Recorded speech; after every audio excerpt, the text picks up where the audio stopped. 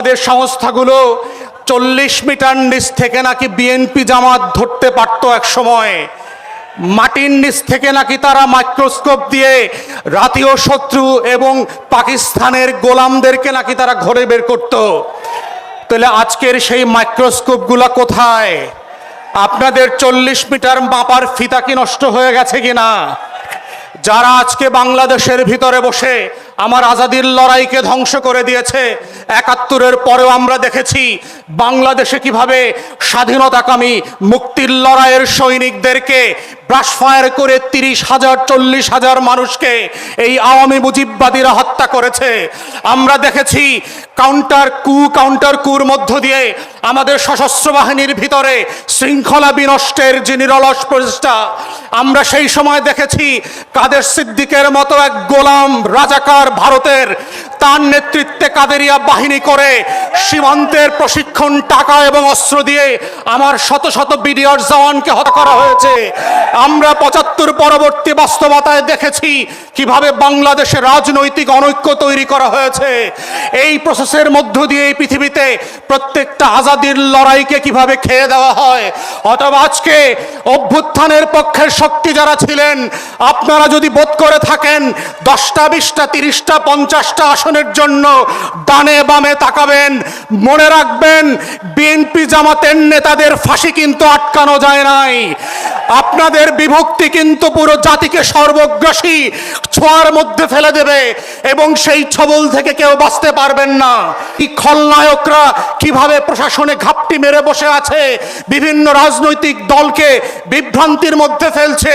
গণ অভ্যুত্থানের এক দলকে আর এক দলের বিরুদ্ধে বট বাহিনীর মিথ্যা পোস্টের মধ্য দিয়ে লেলিয়ে দেওয়া হচ্ছে, সম্পর্ক হানি করে বাংলাদেশকে রাষ্ট্র আকারে দুর্বল করা এবং এইখানে নির্বাচনকে ভণ্ডুল করবার যে আয়োজন চলছে এবং এর পিছনে যে বয়ানের রাজনীতি আছে।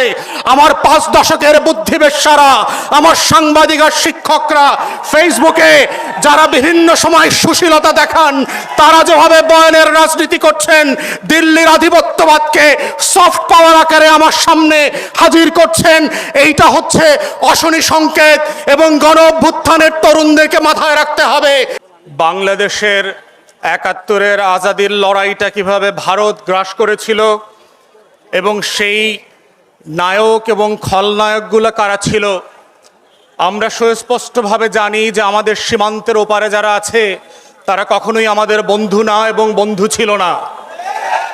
কিন্তু যেটা আমরা জানি না সেটা হচ্ছে আমাদের সশস্ত্র বাহিনীর মধ্যে কারা ঘাপটি মেরে দিল্লির খলনায়ক অ্যাসেট হিসাবে কাজ করছে। আমরা যেটা জানি না সেটা হচ্ছে আমাদের ডিজিএফআই, এনএসআই, এসবি, ডিবি থেকে শুরু করে রাষ্ট্রের আমলাতন্ত্রের মধ্যে নখরে নখরে কারা কারা বাংলাদেশকে প্রত্যেক দিন বিক্রি করে দেওয়ার জন্য কাজ করছে। সোশ্যাল মিডিয়াতে আমরা শুক্রবার থেকে জানি যে কে কে এই শুটিংয়ের সাথে জড়িত। তারা মোমেনশাহী থেকে সীমান্ত ক্রস করে ওই পারে চলে যাবে। গারো পাহাড়ের এক ফিলিপ নামে ছেলের কথা বললাম, কিন্তু আমাদেরকে সোশ্যাল মিডিয়াতে জানানো হলো এই শুটার নাকি সিলেটে যাবে। কারা জানিয়ে পুরো জাতির দৃষ্টি পরিবর্তন করেছে। আমাদের সংস্থাগুলো 40 মিটার নিচ থেকে নাকি বিএনপি জামাত ধরতে পারত এক সময়। মাটির নিচ থেকে নাকি তারা মাইক্রোস্কোপ দিয়ে জাতীয় শত্রু এবং পাকিস্তানের গোলামদেরকে নাকি তারা ঘরে বের করত। তাহলে আজকের সেই মাইক্রোস্কোপগুলো কোথায়? আপনাদের 40 মিটার মাপার ফিতা কি নষ্ট হয়ে গেছে কিনা? যারা আজকে বাংলাদেশের ভিতরে বসে আমার আজাদির লড়াইকে ধ্বংস করে দিয়েছে, ৭১-এর পরেও আমরা দেখেছি বাংলাদেশে কিভাবে স্বাধীনতাকামী মুক্তির লড়াইয়ের সৈনিকদেরকে ব্রাশফায়ার করে 30,০০০ ৪০,০০০ মানুষকে এই আওয়ামী মুজিববাদীরা হত্যা করেছে। আমরা দেখেছি কাউন্টার কুর মধ্য দিয়ে আমাদের সশস্ত্র বাহিনীর ভিতরে শৃঙ্খলা বিনষ্টের যে নিরলস প্রচেষ্টা। আমরা সেই সময় দেখেছি কাদের সিদ্দিকের মতো এক গোলাম রাজাকার ভারতের, তার নেতৃত্বে কাদেরিয়া বাহিনী করে সীমান্তের প্রশিক্ষণ, টাকা এবং অস্ত্র দিয়ে আমার শত শত বিডিআর জওয়ানকে হত্যা করা হয়েছে। আমরা ৭৫ পরবর্তী বাস্তবতায় দেখেছি কিভাবে বাংলাদেশে রাজনৈতিক অনৈক্য তৈরি করা হয়েছে। এই প্রসেসের মধ্য দিয়ে এই পৃথিবীতে প্রত্যেকটা আজাদির লড়াইকে কিভাবে খেয়ে দেওয়া হয়। অথবা আজকে অভ্যুত্থানের পক্ষের শক্তি যারা ছিলেন, আপনারা যদি বোধ করে থাকেন 10টা 20টা 30টা 50টা আসনের জন্য ডানে বামে তাকাবেন, মনে রাখবেন বিএনপি জামাতের নেতাদের ফাঁসি কিন্তু আটকানো যায় নাই। আপনাদের বিভক্তি কিন্তু পুরো জাতিকে সর্বগ্রাসী ছোঁয়ার মধ্যে ফেলে দেবে এবং সেই ছবল থেকে কেউ বাঁচতে পারবেন না।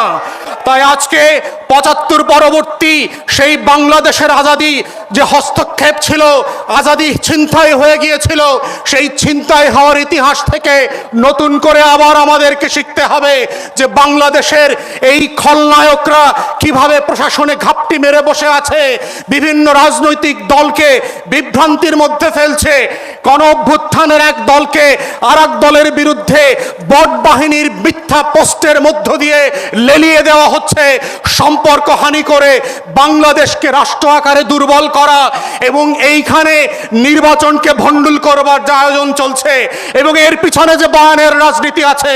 আমার 5 দশকের বুদ্ধিবেশ্যারা, আমার সাংবাদিক আর শিক্ষকরা, ফেসবুকে যারা বিভিন্ন সময় সুশীলতা দেখান, তারা যেভাবে বয়ানের রাজনীতি করছেন, দিল্লির আধিপত্যবাদকে সফট পাওয়ার আকারে আমার সামনে হাজির করছেন, এইটা হচ্ছে অশনি সংকেত। এবং গণ অভ্যুত্থানের তরুণদেরকে মাথায় রাখতে হবে যে এই অভ্যুত্থানটা কিভাবে আগেও আজাদির লড়াইটাকে নাই করে দেওয়া হয়েছিল, কোন কোন উপকরণ দিয়ে করা হয়েছিল, কোন কোন প্রতিষ্ঠানকে দিয়ে করা হয়েছিল, রাজনৈতিক দলগুলোর ভুল সিদ্ধান্তগুলোকে কিভাবে আবার মঞ্চস্থ করবার চেষ্টা করা হচ্ছে, এটা বোঝার মধ্যেই হচ্ছে জুলাইকে ধরে রাখার একমাত্র সত্য। আজকের গণ অভ্যুত্থানের শক্তিগুলোকে মাথায় রাখতে হবে, শত্রু সাপেক্ষে আমার বয়ানের রাজনীতি যেমন মোকাবেলা করতে হবে, শত্রু সাপেক্ষে আজাদির লড়াইকেও হেফাজত করতে হবে। এটাই হচ্ছে আজাদি ধরে রাখার একমাত্র বাহন, এর বাইরে আর কোনো লড়াই নাই। এবং সেই লড়াইতে আমরা চাই নতুন করে আবার ইনকিলাব জিন্দাবাদ হয়ে ভারতবর্ষের আনাচে কানাচে থেকে, হর্ষদ মোহানির ভয়েস থেকে, আজকে যেভাবে হাদির কণ্ঠকে দিয়ে সারা বাংলাদেশ আত্মস্থ করেছিল, সেই ইনকিলাব আবার আবাবিলের মতো আসমান থেকে ফিরে আসবে। ইনকিলাব